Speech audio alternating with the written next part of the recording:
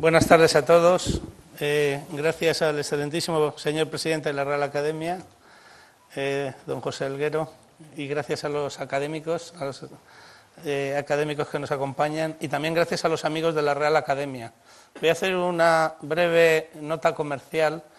A aquellos que todavía no os habéis apuntado a los amigos, creo que merece la pena apuntarse, porque creo que la causa de la ciencia merece la pena. Y merece la pena la causa de la ciencia en España y en español. Bien, el objetivo de mi charla de hoy es hablar de tecnologías de información y edad digital. Es un tema muy amplio y muy complejo. Voy a tratar de hacer una charla divulgativa que va a tocar muchos temas. Evidentemente pido disculpas a los académicos por el tono divulgativo, no va a ser una charla científica, pero sí que pretende crear la inquietud de la importancia del concepto de digitalización. ¿Cuál es la idea fundamental que queremos trasladar? Nosotros venimos de una visión de la historia que hemos estudiado en el colegio, donde vemos la historia dividida como en dos grandes fases. La prehistoria, que es antes de la escritura, donde no se tienen registros, no hay registros de lo que pasaba, registros escritos, y la historia, que es después de la escritura, que se divide en cuatro grandes edades: la edad antigua, la edad media, la edad moderna y la edad contemporánea. Digamos que esa es la visión que tenemos hoy de la historia. Y la tesis que yo quiero desarrollar hoy es una tesis que consiste en decir que realmente la historia la deberíamos ver así, es decir, deberíamos llamarla edad contemporánea, deberíamos rebautizarla como edad industrial, deberíamos definir que estamos en una nueva edad que se llama edad digital, y deberíamos identificar el hito de cambio de la edad industrial a la edad digital, y lo significo o lo señalizo en dos eventos, que son la caída del muro de Berlín y la World Wide Web.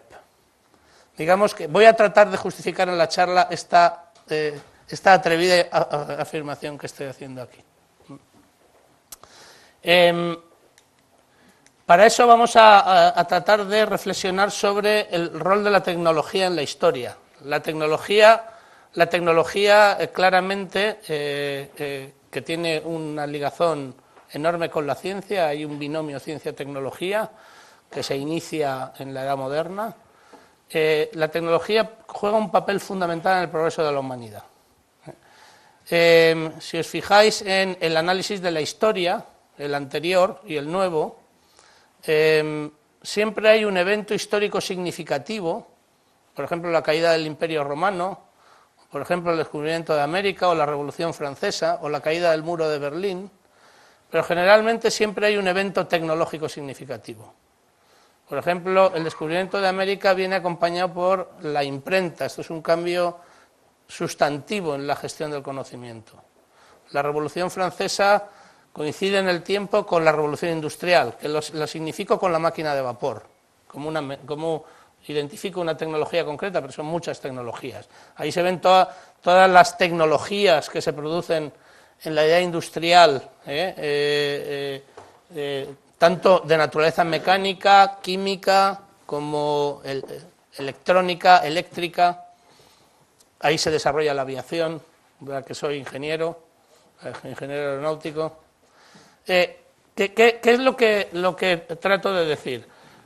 Sigue la tecnología, y sigue la tecnología incrementando el volumen de aportaciones, pero quiero justificar que algo ha cambiado, que hay algo distinto en la tecnología de ahora de las tecnologías que venimos viendo hasta ahora. Y ese algo distinto está ligado con el concepto de tecnologías de la información. Entonces, como hay bastante confusión, voy a tratar de elaborar un poco en el concepto de tecnologías de información. Las tecnologías de la información realmente, como tal, nacen o se originan, o nos podemos remontar en su origen al Entscheidung Problem de Hilbert en 1928. David Hilbert es un matemático muy conocido que en el Congreso de París en 1900 formuló los 23 problemas que pensaba que la matemática debería resolver, algunos de los cuales todavía no están resueltos, y en 1928 formuló lo que se llama el problema de la decisión. El problema de la decisión. Y el problema de la decisión lo que consiste, resumiendo y de una manera muy sencilla, es preguntarnos si existe un algoritmo, que el algoritmo sea tal, que ponemos a la entrada una proposición lógica y usando un sistema de axiomas y la propia lógica formal, el algoritmo nos tiene que decir si la proposición se puede deducir de ese sistema de axiomas o no, solamente eso. Es decir, ¿podemos deducir esa proposición de ese sistema de axiomas usando la lógica formal? ¿Sí o no? Este es el algoritmo o el concepto subyacente al Entscheidung Problem. Bien, bueno, pues este problema, que se formula en 1928, encuentra dos personas que lo solucionan prácticamente a la vez, en 1936. En 1936, un norteamericano, Alonzo Church, que es realmente el primero que lo resuelve, aunque es el menos famoso, formula el cálculo lambda, y utilizando el cálculo lambda llega a la conclusión de que el problema de la decisión es formalmente indecidible, es decir, no se puede contestar sí o no, simplemente, o sea, no se sabe, no podemos deducir o contestar sí o no, no existe esa máquina, no existe ese algoritmo que sea capaz de decir sí o no a esa pregunta. Turing formula otro concepto parecido, no igual, distinto, pero equivalente, que se llama la máquina universal de Turing, y esa máquina universal de Turing también llega a la misma conclusión. El problema de la decisión es formalmente indecidible. Pero los desarrollos conceptuales del cálculo lambda y de la máquina universal de Turing llevan a que en 1945 se defina la primera arquitectura de sistemas informáticos, que se llama la arquitectura von Neumann. Y esa arquitectura supone una disrupción conceptual, porque hasta ese momento todas las máquinas tenían un sustrato material y todas las máquinas, por tanto, eran analógicas. Y a partir de este momento, la arquitectura von Neumann define un nuevo nivel. La máquina, aparte del nivel material, que le llamamos hardware, que todos conocéis, tiene también un nivel lógico, que es el conocido como software.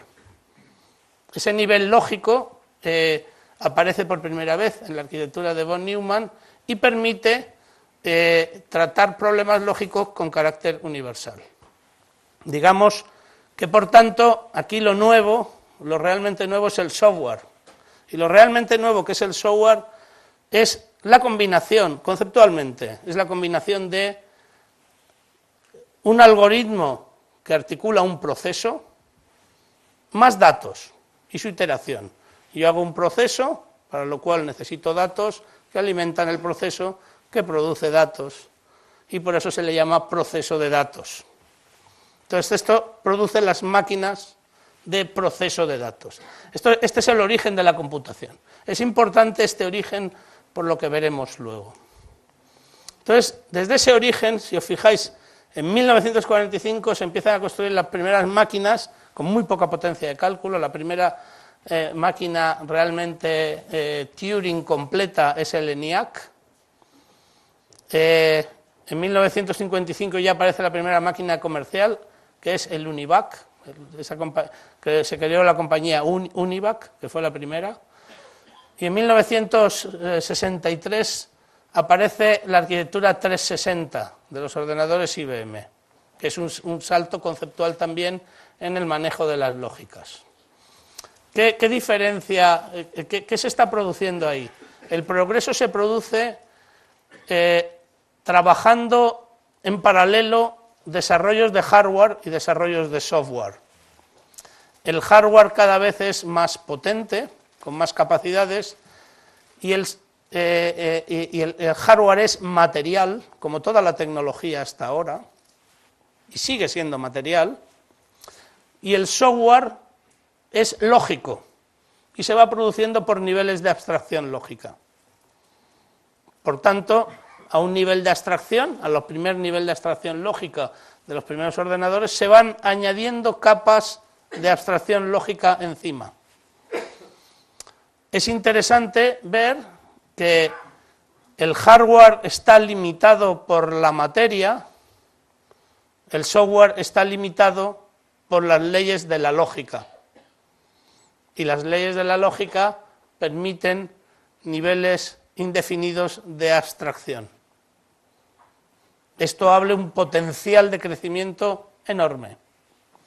Y este potencial de crecimiento se ve en la historia, que trato de ponerlo ahí desde el 45 hasta el 2016. Este potencial de crecimiento se va produciendo evoluciones tecnológicas en diálogo paralelo, progreso de software y progreso de hardware, hasta que en la década de los 80 se acierta con la tecnología para acelerar el mundo del hardware, que eso se articula en la famosa o en la conocida ley de Moore. Cada 18 meses los ingenieros eran capaces de duplicar la potencia de proceso al mismo coste, con un efecto exponencial. Por tanto, cada 18 meses se multiplicaba por 2. Es, repito, exponencial. Este desarrollo exponencial del hardware, articulado en la ley de Moore, produce una explosión de tecnologías en la década de los 90. Y esa explosión de tecnología, todos la hemos vivido, produce el fenómeno de la Internet, el boom de la Internet. El boom de la Internet se origina porque además de un crecimiento, digamos, exponencial en la potencia de proceso, se produce un efecto red al abrirse las conexiones de los nodos de ordenadores a una red universal que es la Internet. Entonces, esa combinación de dos efectos produce la sensación de que va a explotar el espacio digital, que es el software. Se va a producir una explosión de software. Todos sabemos que la burbuja de Internet explotó en el 2000, pero todos sabemos que el fenómeno ha vuelto lenta e inexorablemente otra vez a producir la exponencialidad. Ahora desarrollaré un poco más el concepto, pero realmente ¿qué pasó? Se produjo un hiato en el 2000. En la década de los 90 la emoción fue porque se podía digitalizar todo de manera eficiente. Se podía digitalizar conceptualmente se podía digitalizar la música, se podía digitalizar la imagen, se podía digitalizar la voz. Al digitalizarse esos elementos eran susceptibles de ser tratados por el software, por el nivel lógico. Esto es lo que produjo la idea de que venía un Eldorado digital que había que ocupar. Y esto es lo que produjo la carrera, el boom de empresas tratando de aprovechar el efecto combinado de la digitalización y el efecto red de la Internet. Y en el 2000 se produjo un tremendo pinchazo. El caso más paradigmático que conocemos todos en España es Terra, que entre el pico de valor y su retirada de bolsa al final de un penoso proceso perdió el 98% de su valor. Pero ¿qué es lo que cambia? ¿Qué es lo que cambia en el 2000? En el 2000 cambia el paradigma. Hasta el 2000 hablábamos de sistemas computacionales o de sistemas informáticos. Y a partir del 2000 se habla de tecnologías de la información y comunicación, del TIC. Lo que hay debajo es lo mismo, es hardware y es software, pero el paradigma cambia. ¿Qué es lo que cambia? El paradigma inicial de computación es un paradigma que se construye desde el proceso. Yo defino perfectamente un proceso y un problema, defino los datos que necesito para arreglar ese proceso y entonces hago la programación. Por tanto, soy capaz de definir muchos problemas que se articulan en un proceso, soy capaz de definir los datos que requiere ese proceso, soy capaz de estructurar perfectamente esos datos y soy capaz de meterlos en un sistema informático. Esta es la que llamaríamos la perspectiva del proceso, que todavía sigue vigente en muchísimas y que todavía es muy útil para muchísimos problemas. ¿Cuál es el nuevo paradigma? Y el nuevo paradigma es un giro copernicano, es un cambio como el de Copérnico, de que la Tierra gira alrededor del Sol y no al revés. El nuevo paradigma se produce porque el proceso de digitalización que he mencionado antes produce una enorme proliferación de datos que no usamos.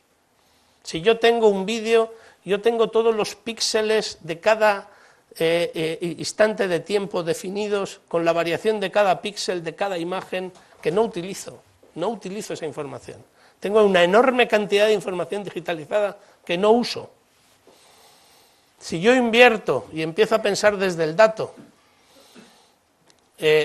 y además considero que no tengo pocos datos, sino que tengo muchos datos, y le llamo Big Data, porque tengo muchos, y cada vez más. Y desde el dato articulo los procesos. Y articulo los procesos con niveles crecientes de abstracción, porque los problemas son nuevos. Y ahí es donde aparecen conceptos como los algoritmos de Machine Learning. Los problemas son nuevos, pero el concepto es el mismo, es un proceso, es un algoritmo.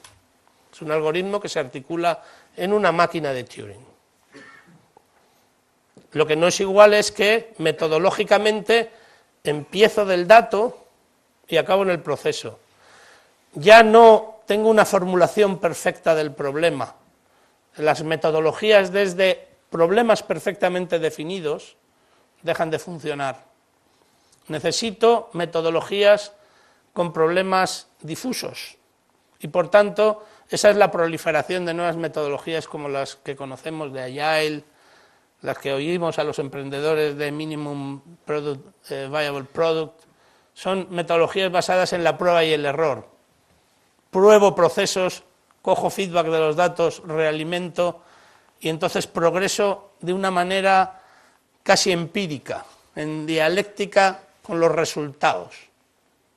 Digamos que este es el cambio de paradigma, el giro copernicano es que se empieza a trabajar la perspectiva desde el dato. Muy bien. Entonces, ¿cuál es nuestra tesis central? Nuestra tesis central, que es lo que justifica el que estemos entrando en una edad digital, es que se está creando, realmente se está creando, y está tomando forma una dimensión digital que le llamamos la quinta, porque no es ninguna de las físicas que conocemos, ni es el tiempo. Esto se está creando. Voy a tratar de justificar esta osada afirmación. Entonces, volvemos a la burbuja del .com. En la burbuja del .com fracasó. ¿Y por qué fracasó la burbuja de .com? ¿Estaba mal visto el fenómeno subyacente? Conceptualmente no, pero estaba adelantado a su tiempo. En la burbuja de .com un conjunto de fracasos fueron porque no se tenía suficiente capacidad de proceso y almacenamiento a costes bajos. Y esto mató a un conjunto de compañías. Este problema se está resolviendo con el paradigma que conocemos hoy como cloud computing. El cloud computing permite el manejo eficiente de ingentes cantidades de proceso y almacenamiento con costes bajos. Digo costes bajos y recuerdo que el coste no es cero. Y el coste no es cero porque toda la dimensión digital, que cambia órdenes de magnitud en los fenómenos económicos, se sustancia en una infraestructura física que tiene coste, y que aunque tiene un coste marginal decreciente, no tiene coste cero y está sujeto a límites.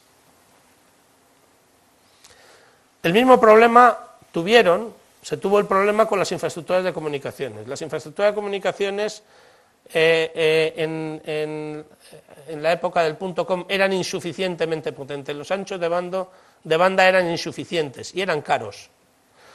Hemos visto durante la primera década del siglo el desarrollo de redes 3G y 4G y el abaratamiento brutal del ancho de banda.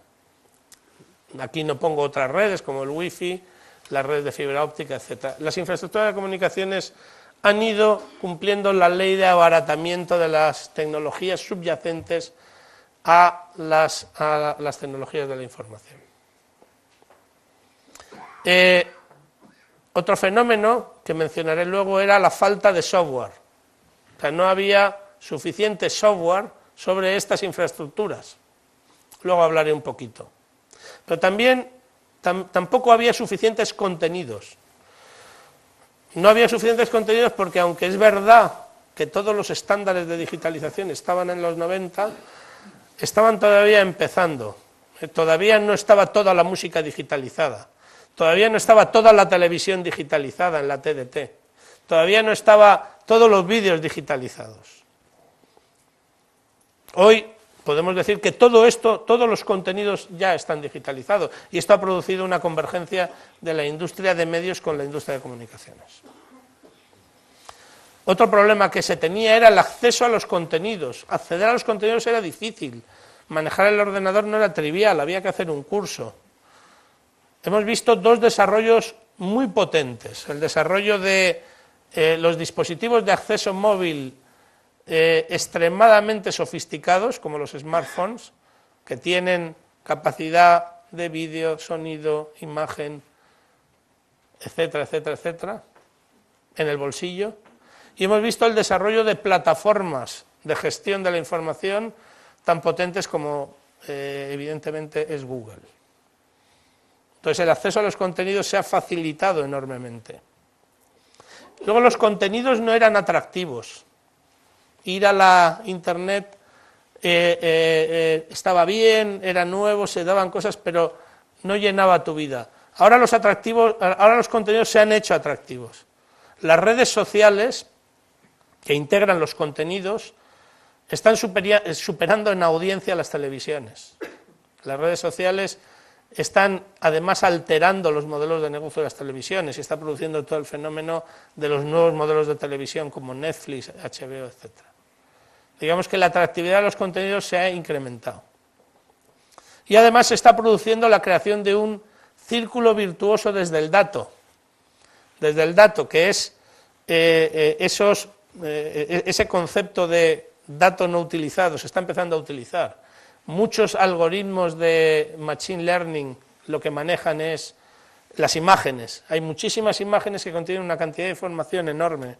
Por ejemplo, un dato que no sé si conocéis es que el almacenamiento, si tú almacenas con imágenes de alta definición en Google, es gratis, porque lo pagan con el trabajo que hacen sus algoritmos de sacar información de esas imágenes. Si no archivas imágenes de alta definición, a partir de un volumen tienes que pagar. Digamos que los algoritmos de Machine Learning son algoritmos que tratan un conjunto de problemas que no existían, como puede ser el reconocimiento de patrones en estructuras de imágenes cargadas en la Internet. Y unas palabras sobre la importancia del open source. Si hemos dicho que el open source, que el software tiene la capacidad de crecimiento con un nivel ilimitado de abstracción, ¿quién crea el software? Hoy por hoy solo personas, o sea, no hay máquinas que creen el software, no existen. No existe ninguna máquina que sea capaz de crear el software, hoy por hoy. Sin embargo, el potencial de creación de software, como he mencionado, es ilimitado. Entonces aquí hay una enorme oportunidad de desarrollo de las capacidades de las personas. Ahora bien, ¿por qué se desarrolla el software? ¿Por qué la gente trabaja? Hoy la gente trabaja básicamente porque le pagan, por motivos económicos, quitando a los amigos de la academia que trabajamos por amor a la ciencia. Digamos que la métrica económica puede dejar de ser adecuada para medir el valor. O sea, se puede producir una sociedad donde se pueden hacer enormes cantidades de cosas de enorme valor que requieren otro tipo de métricas, en un mundo donde se produce esa abstracción lógica. Y esto lo estamos empezando a ver en algunos debates sobre los límites del mercado. Los límites del mercado, el mercado parece que es algo que está más bien ligado con la revolución industrial. Y aunque el mercado es un mecanismo económico eficiente, puede no ser completo. Esta idea la dejo ahí como parte de la reflexión de la quinta dimensión digital. Entonces, ¿qué es la quinta dimensión digital? La quinta dimensión digital, por tanto, ¿qué es? Es una dimensión real, que existe, es lógica, pero no es lógica en el sentido que es el mundo de las ideas. El mundo de las ideas que nosotros accedemos cuando pensamos en un triángulo o en un trapecio o en una fórmula matemática, ese mundo de las ideas es intemporal. Y el mundo lógico virtual que nos estamos refiriendo se rige por el tiempo, sobre infraestructuras físicas, y está limitado por esas infraestructuras.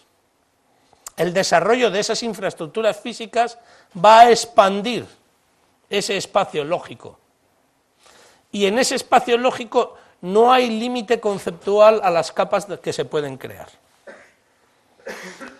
Y ese límite conceptual permite abordar un conjunto de problemas muy importantes. En primer lugar, funciona ese espacio sin esa quinta dimensión sin restricciones de espacio.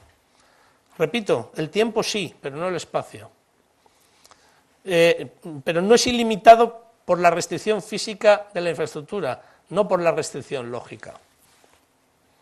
Y reformula un conjunto de procesos históricos, como pueden ser todos los procesos administrativos de gestión, los procesos de comunicación y los procesos de relación, que son procesos muy importantes en nuestras estructuras sociales.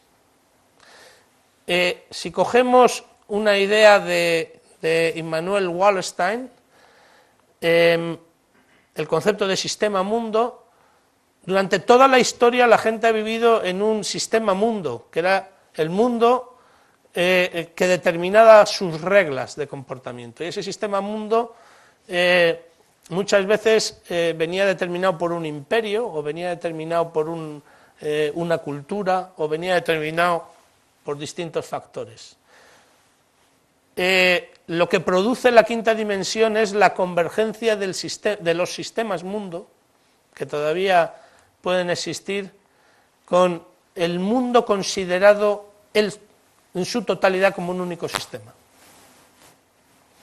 Es decir, no va a caber al final de este proceso más que un único sistema mundo, nos guste o no, le guste al del Brexit, al Trump, no sé, da igual, no va a caber, no va a ser posible.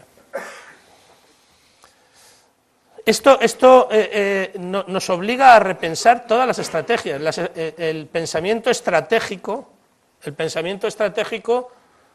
se basa en la naturaleza humana, y la naturaleza humana no cambia con la quinta dimensión digital, pero sí cambia la naturaleza de las estrategias.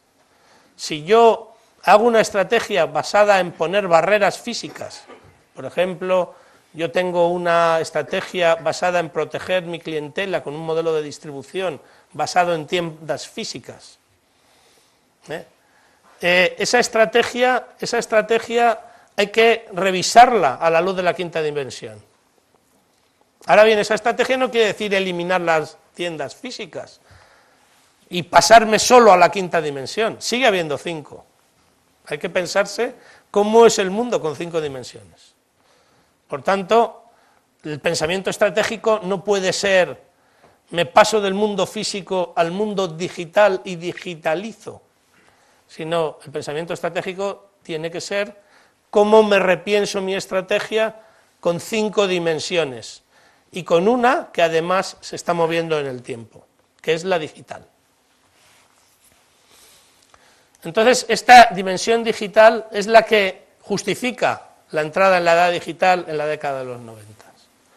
¿Qué problemas genera esta dimensión digital?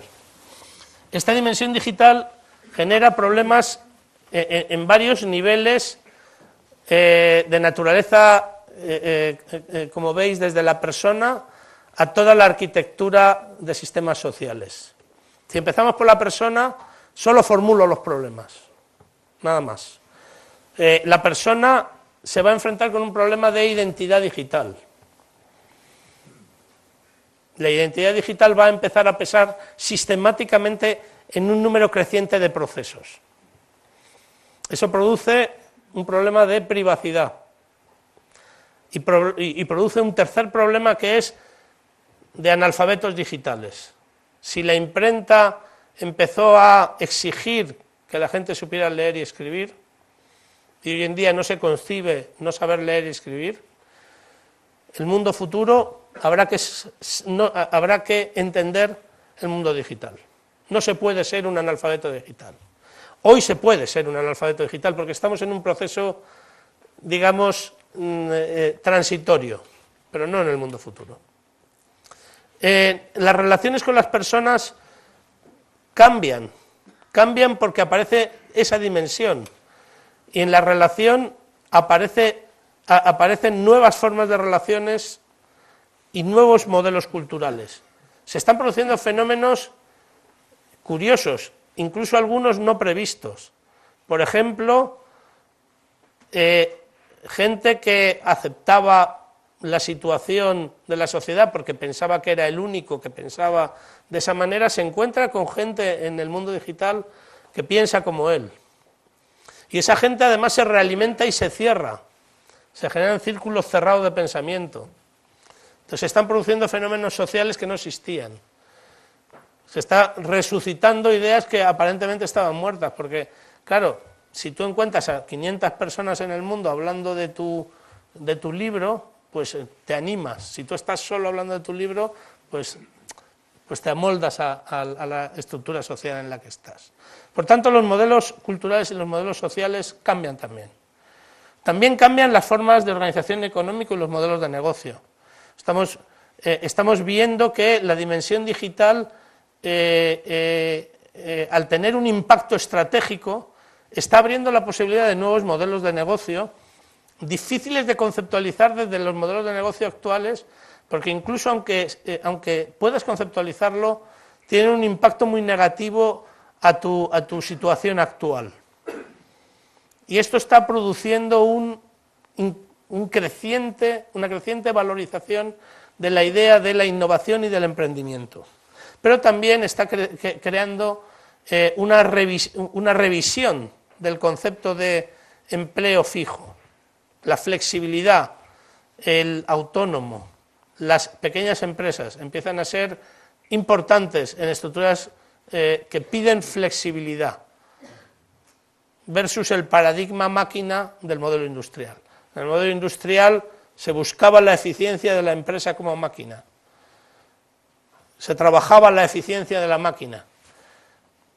En el modelo con una quinta dimensión digital, además de la eficiencia, que no se puede perder, hay que introducir la flexibilidad, una variable fundamental de eficiencia.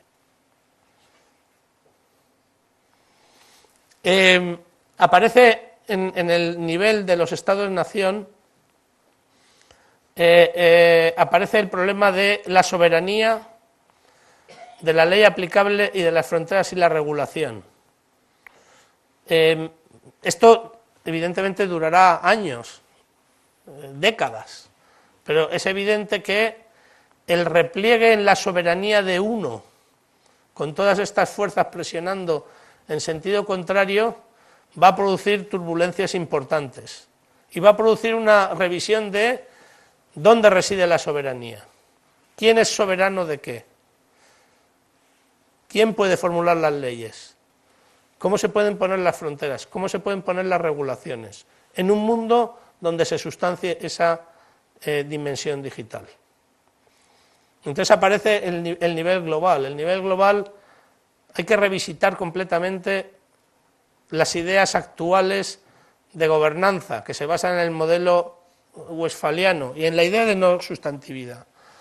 La idea de que en el mundo las cuestiones sustantivas no importan y que todo se arregla con procedimientos y reglas basadas en el modelo que salió de la Paz de Westfalia, se chocan con la necesidad por gran parte de la humanidad de una ética global. El propio proceso de fragmentación de los liderazgos, el propio proceso de vuelta a los Estados-nación, reformula el bloque del liderazgo occidental en el que hemos vivido hasta ahora. Y vamos a empezar a observar la creación de nuevos modelos multilaterales. Evidentemente, esto da para mucho, los problemas que nos enfrentamos son muchos. Vamos a observar que este proceso de creación de la dimensión digital va a exacerbar estos problemas, nos gusten o no. Es como el problema de la inmigración, no se puede evitar, vivimos en un mundo global, el inmigrante viene, lo ve, lo está viendo en su casa, viene aquí, no se puede ignorar. Bueno, unas breves palabras de futuro, para convencer también que no estamos todavía ahí. Pongo esta así un poco pour épater les bourgeois. Esta es la arquitectura del Internet of Things. El Internet of Things es, nosotros vivimos en un mundo donde la Internet somos las personas las que nos conectamos. Pero vamos a un mundo, y está en la columna de la izquierda, donde las cosas se van a conectar a la Internet. Y las cosas son los camiones, los aviones, los molinos, la sanidad, las casas. Las cosas se van a conectar a la Internet y van a ser también actores en las redes de comunicaciones. Van a ser actores en las redes de comunicaciones. Para hacer esto hay que desarrollar toda esta arquitectura que no está. Se requiere una nueva generación de arquitectura de comunicaciones, que es la 5G, que hoy está todavía en estado experimental. Se puede visitar, por ejemplo, hay una ciudad en Finlandia, a 400 kilómetros al norte de Helsinki, que toda la ciudad tiene 5G, que se llama Oulu. Y esta arquitectura lo que produce es una expansión del efecto red. ¿Qué es el efecto red? Que lo he mencionado antes, muy rápidamente. El efecto red, ilustrado con teléfonos, cuando hay 2 teléfonos, la red vale 1, cuando hay 3 teléfonos, la red vale 3, cuando hay 4 teléfonos, la red vale 6, porque hay 6 conexiones, cuando hay 11 teléfonos, la red vale 605. Es decir, el valor de una red crece como el cuadrado, con una función cuadrática. Esto es polémico. Dejo la idea del cuadrático, es polémico, entonces pongo las 3 discusiones que hay. Hay gente que dice que crece más, crece de manera exponencial. Leí una ley que se llama la ley de Reed, que dice que el valor es proporcional a esta fórmula que pongo ahí, 2 elevado a n, fundamentalmente. Está la que acabo de decir, la cuadrática, que es la ley de Metcalfe. Y hay estudios empíricos sobre estructuras físicas de comunicaciones que bajan el pistón y ponen el valor en una proporción que es más que lineal, pero es lineal por el logaritmo del número de nodos.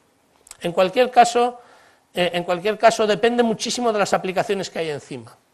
Por ejemplo, las redes sociales se comportan más como la ley de Reed, porque en las redes sociales no solo hay nodos, sino que hay grupos de nodos, que también incrementan el valor. Y las redes físicas se comportan más como la ley de Odlyzko-Tilly. Pero en cualquier caso, cogiendo como simplificación la ley de Metcalfe y la aplicamos a la Internet de las cosas, muy simple. También aquí hacemos trampas y cogemos, para simplificar, si en la Internet puede llegar a haber 6 billones americanos de personas conectadas, quitando los ceros y tal para no liarnos, el valor, la utilidad de la Internet con todo el mundo conectado, que estamos lejos todavía de llegar a eso, porque estamos lejos de tener aplicaciones que nos den eso, sería 36. El potencial de los dispositivos que hay en el mundo conectables se estima en 40 billones. Aplicando la fórmula de Metcalfe te sale 1600, multiplica por 44 el valor de la red anterior. Por tanto, el potencial todavía de desarrollo físico, de número de nodos en la Internet de las cosas, es enorme. Y no estoy mencionando el potencial de desarrollo lógico, de cosas nuevas que vamos a hacer cuando empecemos a conectar todas estas cosas, y cosas nuevas que vamos a hacer con todos los datos que se van a generar conectados con estas cosas. Espero que con esto os haya convencido un poco que realmente estamos a mitad de camino en el proceso de emergencia de la quinta dimensión digital, pero también estáis convencidos de que ya no estamos en la edad industrial. Las categorías de la edad industrial empiezan a hacer aguas. Hay que empezar a pensar urgentemente en las nuevas categorías de esta edad digital. ¿Y cuál es la próxima frontera? Hablando un poco del futuro. Aquí hay un debate importante, que es el de la inteligencia artificial. El de la inteligencia artificial, de todas las cosas que puede hacer la inteligencia artificial, aquí simplemente señalar que hoy por hoy todo lo que se está hablando está limitado por las leyes de la lógica. O sea, estamos hablando de máquinas que están con arquitectura von Neumann. Estamos hablando de todo lo que se puede hacer con esa arquitectura. No estamos hablando todavía de la inteligencia artificial fuerte, donde se exige capacidad de creación. En la inteligencia artificial, como la conocemos hoy, todos los procesos son algorítmicos. Con capacidad, con tiempo y capacidad de proceso lo puede hacer cualquiera. Solamente que las máquinas lo hacen muy rápido y no se cansan. En la inteligencia artificial fuerte postula o formula el problema del límite de los modelos computacionales actuales. Los modelos computacionales actuales claramente están limitados. En el mundo se ven modelos computacionales más eficientes que los que tenemos. Por ejemplo, sin ir más lejos, cuando se pregunta a uno cuánta memoria es capaz de almacenar nuestro cerebro, en 1986, un científico de la IBM, académico de la National Academy de Ciencias de Estados Unidos, Rolf Landauer, determinó en un sesudo análisis con paradigmas de computación clásica que la memoria que era capaz de almacenar nuestro cerebro era proporcional a 10 elevado a 9 bits. Sucesivos estudios han ido moviendo esta cifra. Y los últimos estudios están hablando, sin verificación experimental, todo en un plano con ciertos niveles de especulación, pero están moviendo la cifra ya al entorno de 10 elevado a 15, es decir, 1 millón de veces más. Es decir, el cerebro no computa igual que computan los ordenadores de nuestras redes digitales. Entonces no entendemos bien los modelos de computación biológicos. Entonces ahí se está abriendo toda un área de investigación que se llama biocomputación y que está acompañada con otra área de investigación muy en pañales que se llama computación cuántica, donde la computación cuántica, el aspecto fundamental es que ya el bit ya no es 0 o 1, sino el bit puede tomar infinitos valores o estados cuánticos. Entonces, eso requiere la reflexión o la formulación de nuevas arquitecturas que no están todavía definidas. Por tanto, el futuro de, digamos, de la dimensión digital, que es muy incierto y muy complejo, a ese se superponen todas estas posibilidades adicionales de investigación no resueltas actualmente. En conclusión, creo que estamos entrando en la edad digital. Creo que en esa edad digital hay que entender y comprender y dedicar tiempo a entender la dimensión digital, que es lógica y física. El número de CPDs en el mundo es relevante, el número de redes en el mundo es relevante, empieza a ser un recurso estratégico como podía ser antes los minerales. Las estructuras físicas son relevantes, pero las lógicas también. La quinta dimensión digital impacta fuertemente a todos los procesos donde aparecen las personas, desde el individuo hasta las estructuras de gobernanza mundial, mezclándolos todos, lo cual nos produce o nos va a provocar tiempos turbulentos. Pero el futuro no está escrito. Se presenta con unas dosis equivalentes de enorme pasión y también enorme incertidumbre y preocupación por la escala global en que nos movemos. Muchas gracias. Al final os dejo las referencias. Os pido a todos que vayáis a la web de los amigos, arac.rac.es, y os hagáis amigos de la Asociación de Amigos de la Real Academia para ayudar a la Real Academia en su importantísima labor. Gracias.